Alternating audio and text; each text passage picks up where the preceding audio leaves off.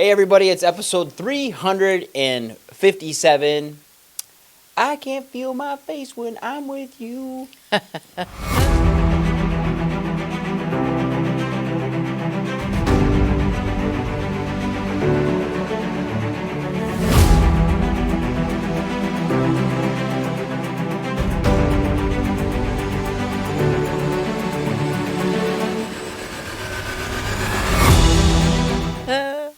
Hey everybody, welcome back to the Prime Podcast. I'm your host, Dr. Skip Wyss, and as always, I have my amazing co-host, Dr. Julie Wyss, looking fabulous in the sweater I bought you for Christmas. Thank you. You dang right, I know how to dress you. You look really pretty. They can't see my socks. Well, They you know, are also spotted. they're spotted as well. You actually, your socks are usually quite ridiculous. So this looks normal. This almost matches your skin.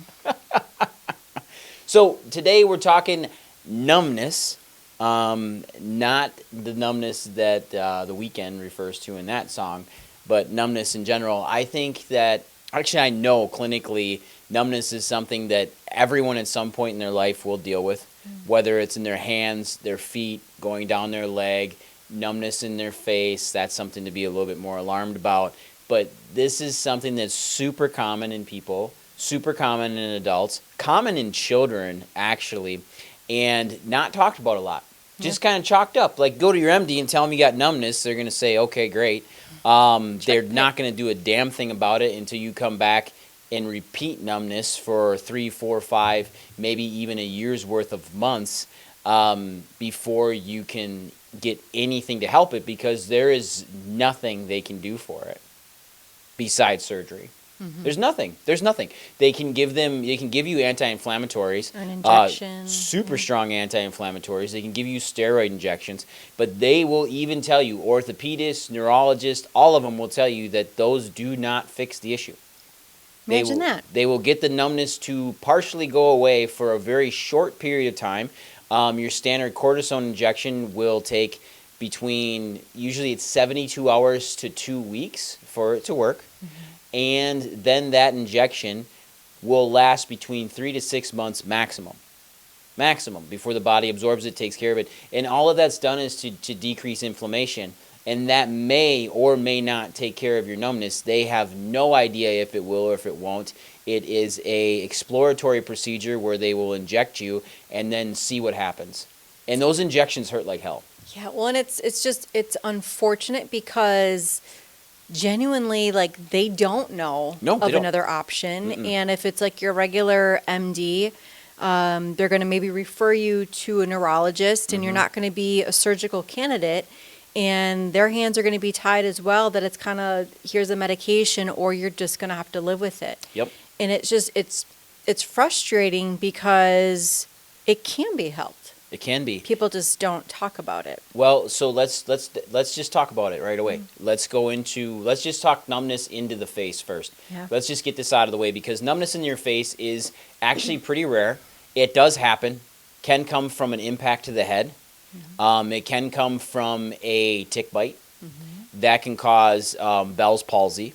It can be paralysis of your facial nerve, which is Bell's palsy. It can be due to swelling in your sinuses. And it can also be due to upper cervical subluxation, which is actually very common. Mm-hmm. And facial numbness and paralysis is something that it should be taken extremely seriously, because it could be the sign that you have a stroke. Correct. And the easiest way to do that is if you think somebody's had a stroke, besides the signs of stroke, which is slurred speech, dizziness, faintness, numbness in their face, partial paralysis, something along those lines, is we call it frontal forehead sparing, which is you just have somebody raise their eyebrows. And if you have them raise their eyebrows and they do that, and you say, are you doing that, or are you trying to do that? And like, you trying to raise both of them? Yep, I'm trying to raise both of them, and they look like that. That's the signs of a stroke. That's the signs of that, or Bell's palsy. Either way, you should see an MD for that right away, get that checked out, and make sure you're okay. Right. When you come out of that visit, and majority of the time there won't be an answer for it, unless it's a stroke, which in that case is emergent, there's nothing they can really do for it. Yet, most of the time when you have numbness, tingling, numbness, or paralysis, that's due to compression. It's due to pressure. And there's pressure on the nerves that go to the face. There can be pressure on the nerves that come out of the cranial vault. There can be pressure on the nerves in the upper neck. All of that area controls your face. So we should be able to check and eliminate what's going on chiropractically, doing a very good orthopedic exam and seeing what's going on. I mean, sorry, not orthopedic, neurological exam to see what's going on in the face. That's the key, right? Yeah. And the other thing is that we can take this into kids and start talking about babies and their ability to latch, not latch, be able to feel the side of their cheeks. Do they respond to a root reflex, which brings their cheek back? Do they respond to a latch reflex stimulation? Those are all signs that those cranial nerves that are controlling those areas, that in adulthood control the same areas, are they working or not?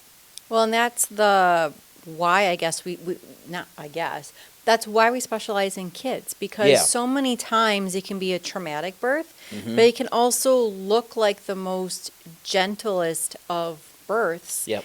And we get so many referrals in that, well, I've seen my pediatrician or I've been other places and my baby just can't latch. Yep. And it doesn't matter if it's to breast or to bottle, and they make this, they're like, the milk is just dripping out of their mouth, or they don't have control of the tongue.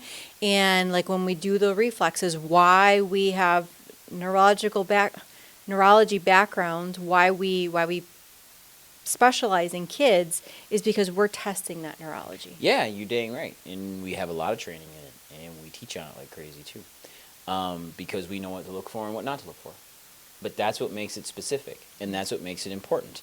That's what separates chiropractors that take care of children and are certified in children and understand neurology from just your normal chiropractor that treats back pain, headaches, and automobile accident issues. And it's not taken seriously, No. right? When we're talking about neurology, like you would think, well, I don't need to go and see like a brain specialist, a neurologist, but that's what we're actually doing. And it's the severity is if that baby can't latch, that baby can't feed. Exactly. Let alone the time frame to be able to get into a neurologist. We're talking months. Yeah. 6 months to a year. And if it's a pediatric neurologist, you could be out 12 months to 18 months because there's not very many of them. So if you find the right people that can screen for it, super important.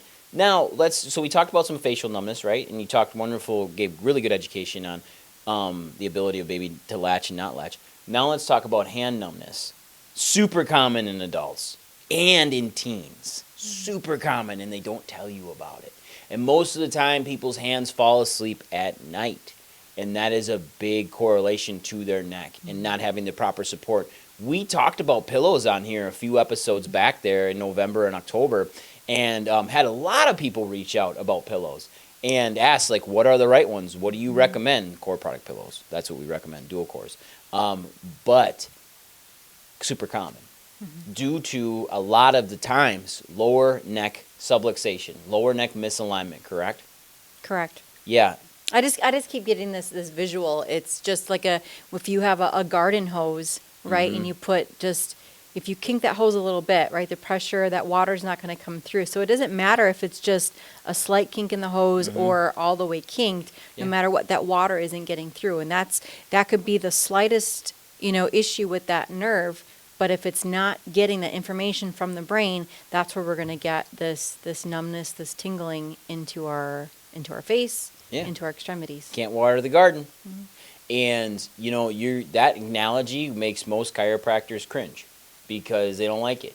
They say it's not in depth enough, but you know what? It is in depth enough. Sometimes and the simplicity. It's so simple. It's no different than the other analogy that I would use with patients is putting a rubber band on their finger, and doing 6-7 loops to cut off the circulation to your finger and feel it go cold, feel it go numb, and you can sit there, rub it, heat it, cool it, do whatever you want. You can rub some Tylenol on it. You can do whatever you want, but you're not going to get that finger to stop being cold and numb until you remove the rubber band. And that's it. It's a wonderful analogy. I'm glad you talked about that one because the foot on the hose thing is true. You kink the hose, you stop the pressure, you stop the flow of fluid or flow of a current, and it makes a big difference. And a lot of that comes then from where is that foot sit on that hose? It's in the neck. And so let's specify that though. The vertebra in your neck, when it's out of position and subluxated, this is what chiropractors find, detect, and eliminate. It's not sitting on the nerve. It's not, that vertebra is not pushing on the nerve.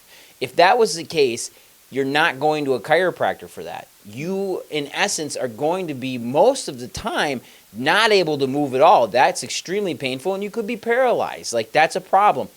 Subluxation is when the vertebra itself gets out of position within its normal limits of alignment. So kind of like an unbalanced car tire. That car tire isn't sitting against the hub or rubbing against the rotor and shutting off your brakes. Like, it's just sitting there wobbling and it's out of position. It's the same thing in your neck. But the thing is it's stuck. And we have to get it back into position. Now, what causes the pressure is the swelling around the capsule that sits around the nerve. And there's suspensory ligaments that sit there and hold that nerve in place in the little hole that it comes out of between two vertebrae in the neck. It comes out of this hole that's made up by a bottom bone and a top bone. And then there's little ligaments. These are suspensory ligaments that hold that nerve root in place. But when I go and change the position or maybe change the size of that hole, that's going to change the swelling in that area. It's going to start causing pressure, and now we have subluxation. And now we start changing the way the body can communicate to the brain and communicate from the brain back out to the body. And that is a serious thing, because even I had this conversation the other morning with Peyton before her neurology exam. Like, she had anat and physiology the other day. She's asking me all these awesome chiropractic questions about the nervous system and these nerves that talk back and forth, and getting really into the weeds on it, like getting granular. But it starts making sense to them. But bottom line is that she's asking, she's like, so do nerves talk inside of the spinal cord? Nerve to nerve. And I said, yeah, and there's some that are really long and some that are really short. I said, you have direct lines back to the brain. That's called the central nervous system. And then the peripheral nervous system, which is everything outside of the spinal cord, has to actually get communication back. Local phone calls and long distance. Exactly, exactly. And then there's text messages built in, and then there's FaceTime built in, and then there's the wrong pics getting sent. And what if the wrong pic goes and it's all pixelated and it's of the wrong anatomy? Like, these are things we need to hold awareness for. But the body then can't figure out what's going on. So then the body starts giving out signs and symptoms, which is usually numbness in the hands. And that's important, because if numbness is there long enough, and we start getting lack of grip strength, now we have a breakdown of the joint. So you're saying that numbness is that first sign that it is something might be going on. Yep, numbness or tingling. It doesn't have to necessarily be numbness. It can be burning. It can be just a weird sensation into the hand. And here's the other kicker that not a lot of people talk about, is you have multiple joints between your neck and your hand. The nerves that communicate and control the hand come out C4 to T1. So right there, I've got T1, C8, C7, C6, C5, and some C4. So I've got 6 nerve roots. 6 opportunities. 6 opportunities in the neck alone to have misalignment. But then I come out, I form 3 nerves, and I go into the shoulder. Now I've got 3 joints in the shoulder. I have an AC joint. I have the so I have an AC joint. So I have my clavicle, my collarbone, where it connects to my shoulder blade. And then I have my collarbone where it connects to my sternum, right here, the breastbone.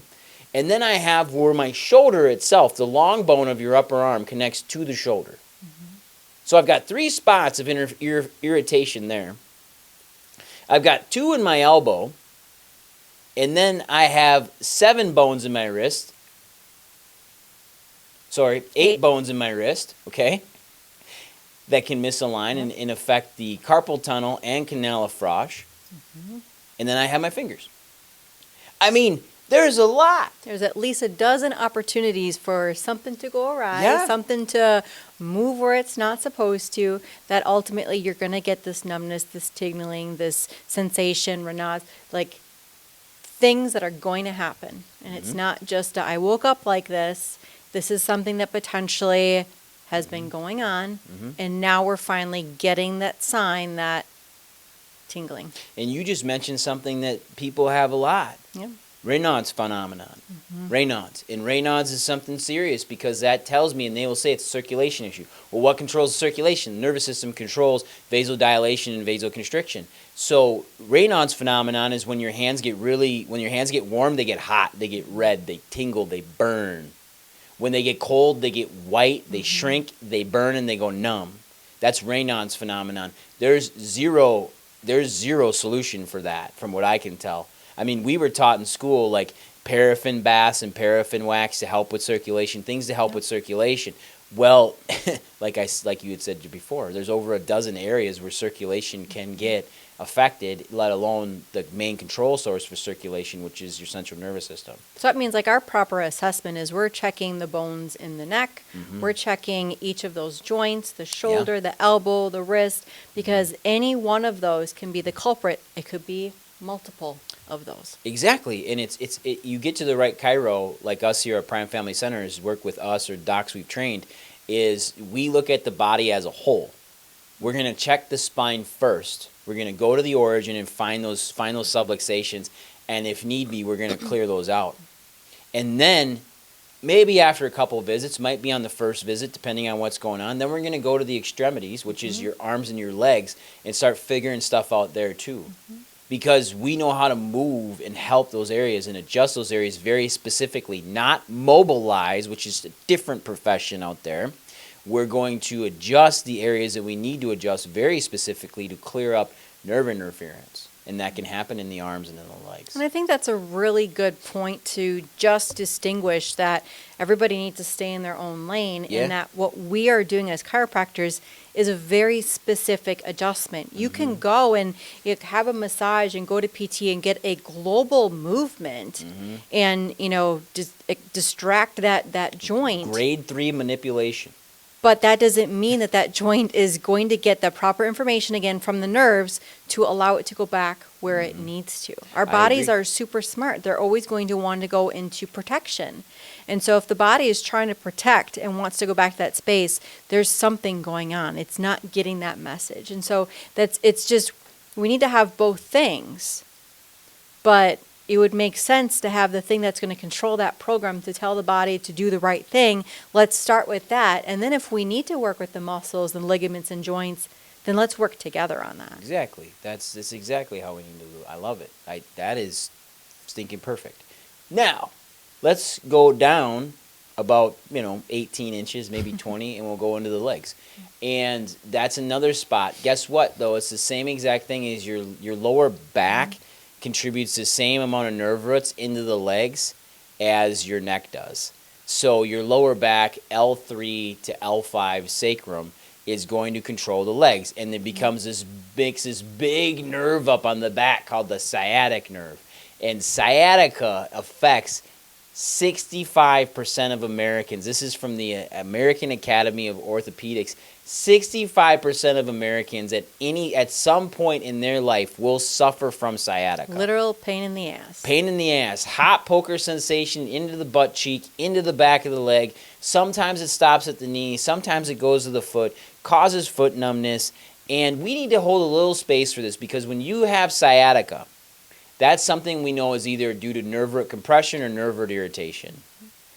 But it could be due to a disc herniation in the back too. And there are certain tests that we do in our office and that orthopedists and neurologists use to determine, besides an MRI, which is the hallmark gold standard of really finding out if you have a disc herniation, is leading up to that.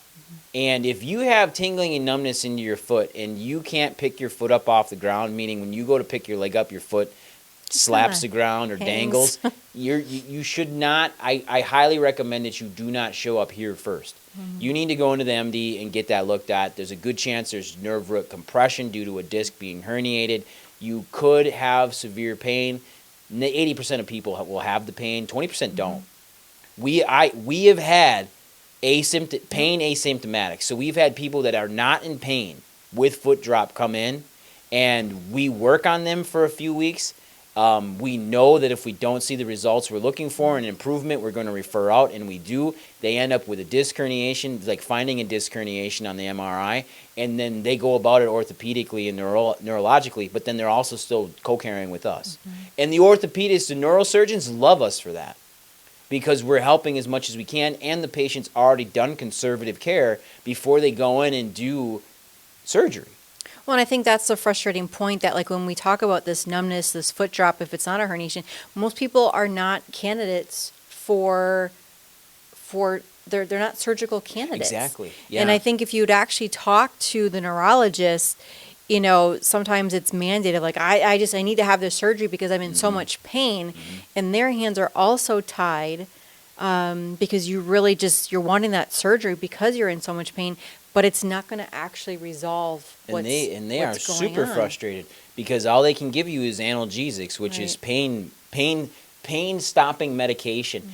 And given this day and age, and in the last 5 years with the opioid epidemics and people being addicted to different narcotics out there and different pain relievers, MDs are very apprehensive to give you anything.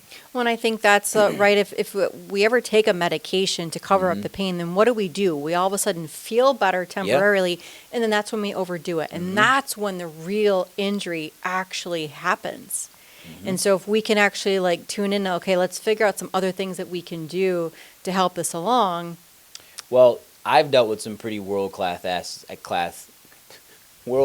athletes, and some that have played professional sports, both football, basketball, hockey, and every one of them, they don't want to be in pain when they're playing, but every one of them have also said, I don't want this numb when I'm not playing.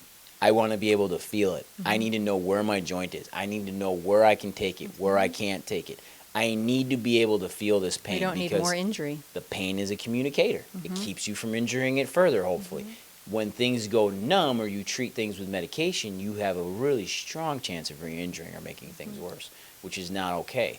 Now, that numbness in the leg thing, most of the time with sciatica, it's due to subluxation of the low back, L4, L5, sacrum, pelvis. There's a lot going on in your lower extremities and in your lower spine that communicate and control your legs. Remember, your legs keep you upright. Like they are vital to balance. And we have to have full communication. And your feet are also the farthest distance from your head is to your toes. It's not to your fingertips. And that communication has to be crystal clear. And when it's not, it causes a lot of issues. It can cause a lot of problems. And you can have a lot of numbness into your feet, into your legs. So what I'm trying to say here is that when that happens, you need to see a chiropractor as well. We need to be part of your team. We need to check you out. And for existing patients out there, if you've been seeing your chiropractor, or let's say you've even been seeing us, it's okay to tell us, like, hey, Dr. Skip, like, I've been getting a little numbness back in my foot again. Okay, great. Well, let's reevaluate this. Let's do a progress exam. Let's see where things are. Maybe things are healing like they're supposed to, and now you're having a little rebound. Maybe things have regressed a little bit. Most of the time, that isn't what happens, though. Most people will end up in pain, or they'll end up with a little bit of tingling and numbness in their care, and they feel like they're regressing when really they're healing. And that's a good sign. Although it may hurt a little bit, like temporarily, maybe for a week, couple days, but then it goes away and it's gone because your body healed it. Pretty amazing stuff, right? It is. Do you have anything you want to add about this I would just numbness? That's why we're the official sponsors of happy and healthy families and pregnancy and pediatrics here in Green Bay. Yeah, we sponsor a lot of healthy families, and we love what we do. And it's the best job in the world. So thank you guys so much for listening. We will see you all next week right here on the Prime Podcast. Take care, everyone. Have a great day. Bye.